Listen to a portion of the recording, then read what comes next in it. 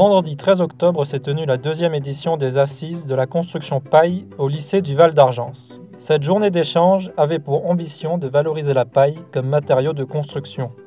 Le matin, c'était dédié donc aux artisans, agriculteurs, il y a eu quelques architectes aussi et des distributeurs de matériaux pour les sensibiliser puisque ce sont des acteurs principalement locaux à ces nouveaux matériaux. Et pour l'après-midi, donc nous avons invité, donc quand je dis nous, ce sont les étudiants qui ont organisé tout ça, pour faire venir aussi des élus pour les sensibiliser également puisque ce sont des décideurs publics pour leur permettre donc de s'ouvrir davantage pour ceux qui le sont un peu moins davantage donc à cette nouvelle filière. Dans le conte des trois petits cochons, la maison en paille ne résiste pas au soufflement du grand méchant loup. Dans la réalité, la construction en paille se révèle pleine d'avantages. L'un des premiers avantages, c'est qu'on utilise une ressource locale qui est produite par des agriculteurs en local, en France ou même chez nous dans le Var. Deuxième avantage, c'est d'un point de vue thermique, c'est un très bon isolant, donc quasiment aussi bien que les isolants conventionnels utilisés. Le troisième avantage, c'est que c'est aussi un très bon isolant par rapport à l'été, donc ce qui nous concerne de plus en plus.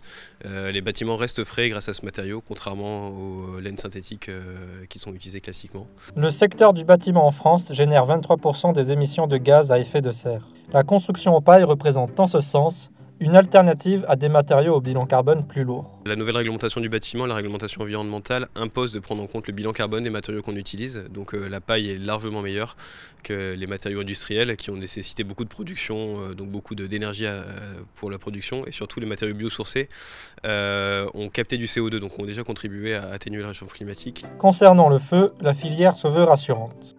La paille est du coup une construction dite technique courante, donc assurable comme une technique conventionnelle.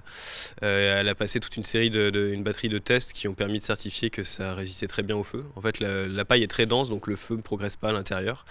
Par rapport aux exigences des pompiers, c'est de savoir que le bâtiment va durer suffisamment de temps, donc la paille a fait ses preuves. Plus d'1 millier de constructions en paille sont répertoriées en France. 70% d'entre elles sont des logements individuels.